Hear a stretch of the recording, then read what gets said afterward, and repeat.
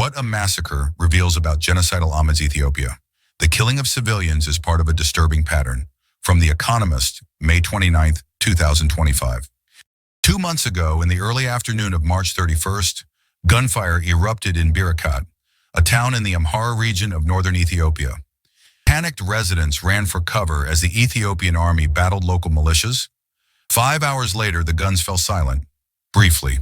But after the army had taken control of the town, according to 3 eyewitnesses, a massacre began. In teams of 4 to 6 men, the soldiers combed through the town, dragging people from their homes and rounding them up in the streets. One man saw 4 women made to kneel outside the bus station, with their hands behind their heads. 4 soldiers then shot them from behind.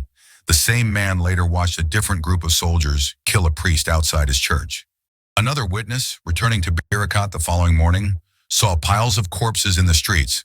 He counted 56 bodies, his brother among them. The Ethiopian army did not respond to multiple requests for comment on this story.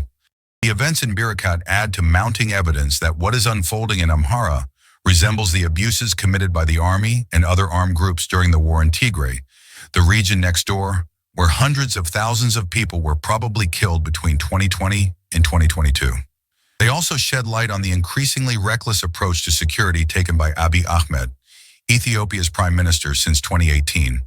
Since 2023, Ethiopia's government has been in conflict with the Fano, a loose coalition of rebel groups that claim to be fighting for the interests of the Amhara, Ethiopia's second-largest ethnic group. The government has trained and equipped local militias to help its soldiers fight them. Yet the anti-Fano fighters are also Amhara, and there is little trust between them and the regular army. Asris Maredamte, a Fano commander, claims plenty have defected to join the Fano. The forces with which the government clashed in Birakat on the day of the massacre were anti-Fano militias, some of whom, Mr. Asris claims, have since joined the rebels. It is plausible that Ethiopian soldiers, suspecting local militias of collaborating with their enemies, sought revenge by killing anyone they could find. That fits a disturbing pattern of reprisal attacks against civilians. In January 2024, government troops summarily executed dozens of civilians in the town of Marawi, some 20 kilometers west of Birakat, according to an investigation by Human Rights Watch, HRW, an international monitor. Those killings followed an attack by the Fano on government forces. During the war in Tigray, the Ethiopian army killed at least 70 civilian men and boys in the town of Bora, according to a UN investigation, after an attack on their camp by Tigrayan rebels in December 2020.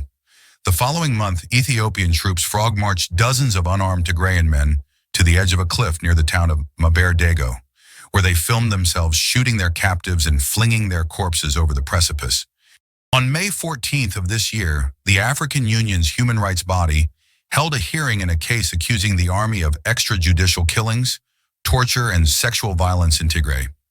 Abiy Ahmed's spokesperson declined to comment on this story. The government has previously denied that its soldiers committed atrocities in Tigray and promised to investigate individual instances of alleged abuses. It says it is preparing to launch a transitional justice program to prosecute all war crimes committed in Ethiopia since 1995. But independent observers say the process is a charade. Ethiopia has stalled and hampered any hope that those most responsible will be held to account, says Letitia Bader, HRW's Horn of Africa director. In part, civilians are suffering the consequences of Mr. Abiy's approach to holding the country together. Since 2019, his army has been bogged down fighting various ethnic insurgencies. Some of his generals have publicly complained that their troops are exhausted. Abiy Ahmed has repeatedly tried to solve the problem by drafting in poorly trained militias. This has tended to backfire. The Fano, for instance, were Abiy Ahmed's allies during the war in Tigray before becoming his enemies. In Oromo, which borders Amhara, his government relies on a dizzying array of Oromo militias to fight the Oromo Liberation Army, another ethno-nationalist rebel group. Rebels and militiamen have been known to swap sides. Many are bandits more than fighters. Murder, theft, and kidnapping are rampant. The anarchy allows Abiy Ahmed to divide and discredit his enemies, which arguably strengthens his hand. But it also erodes the authority of the Ethiopian state, potentially threatening his grip on power. Genocidal Ahmed may see method in the madness. Northern Ethiopians are paying the price.